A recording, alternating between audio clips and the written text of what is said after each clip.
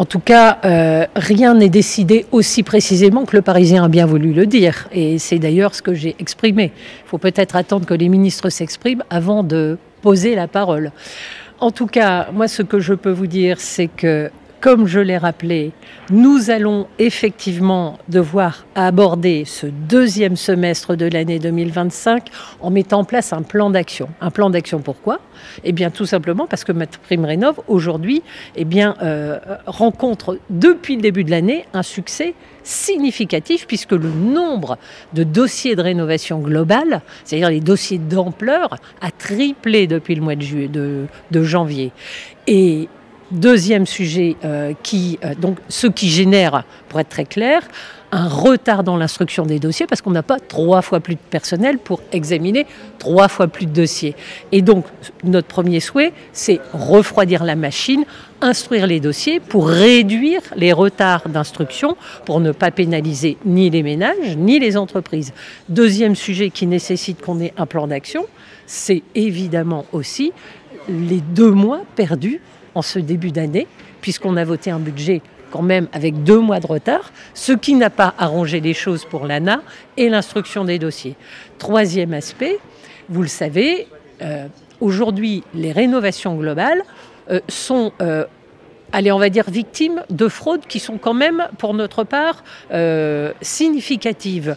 Éric Lombard en a parlé. Avec Amélie, on y travaille depuis très longtemps. On a déjà, pour être très clair, en 2024, identifié 229 millions de fraudes évitées déjà avec les outils dont on disposait.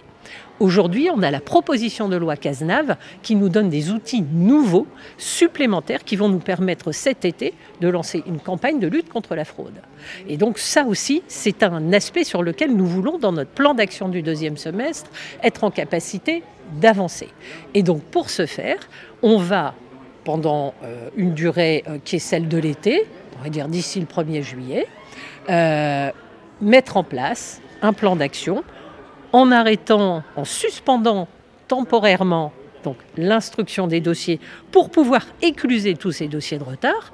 En attendant, tous les dossiers qui sont effectivement déposés vont être instruits à partir du moment où ils sont conformes, sérieusement posés, où il n'y a pas de fraude, ils seront bien évidemment financés.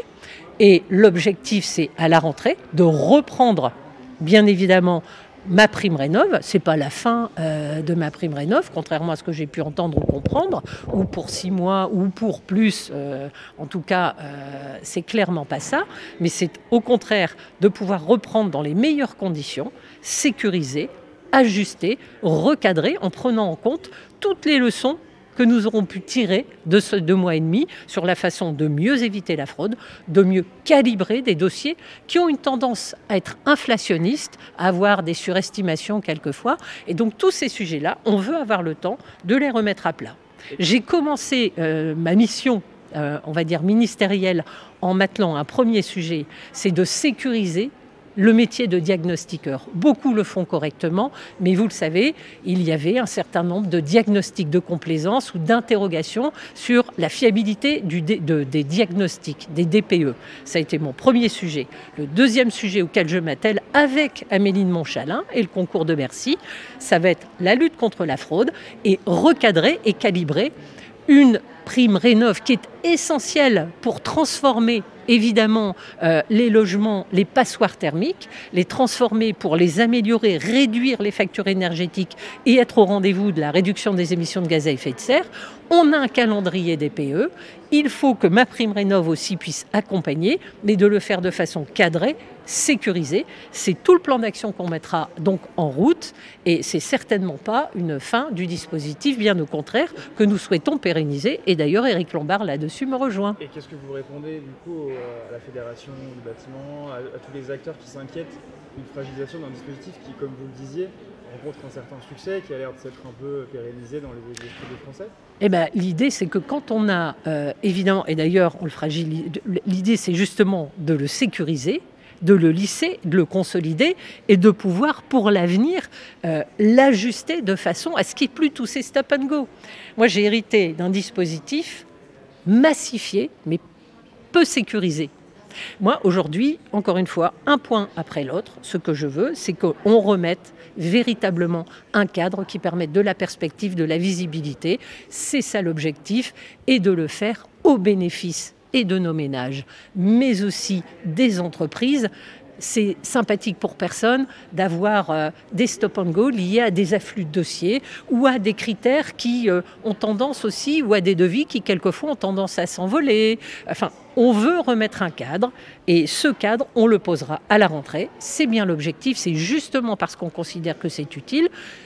L'ANA bénéficie d'un budget de 4 milliards d'euros. 3,6 milliards uniquement pour MaPrimeRénov'. On est au rendez-vous du budget. Il n'y aura pas de coût budgétaire dans ces 3,6 milliards. Écoutez, aujourd'hui, 3,6 milliards de crédits ont été votés dans la loi pour MaPrimeRénov'. Moi, je n'ai aucune, en tout cas, moi, aujourd'hui, aucune coupe de crédit sur tout ça. En tout cas, c'est le budget dont je dispose. Je ne lis pas dans le mar de café. Je ne sais pas de quoi demain sera fait. Ce qui est certain, c'est que c'est le budget qui a été voté pour l'ANA, pour la rénovation thermique des logements. Et c'est pour ça qu'aujourd'hui, ce qu'on veut, c'est faire en sorte qu'on continue sur cette même trajectoire aussi. En tout cas, mon objectif, c'est de défendre un budget constant pour 2026 et de continuer l'aventure de MaPrimeRénov', mais avec un cadre ajusté et sécurisé. En tout cas, voilà où on en est. Évidemment, je soutiens tout à fait les entreprises qui souhaitent que le dispositif se pérennise, et non seulement se pérennise, se sécurise. Et puis moi, mon objectif, c'est qu'à l'avenir, il soit lissé, il soit pas irrégulier, et qu'il rassure en tout cas sur les délais d'instruction, sur les cadres, sur les fraudes, sur tout ce qui aujourd'hui pose difficulté à nos concitoyens, et que les choses soient mises carrément à plat à la rentrée.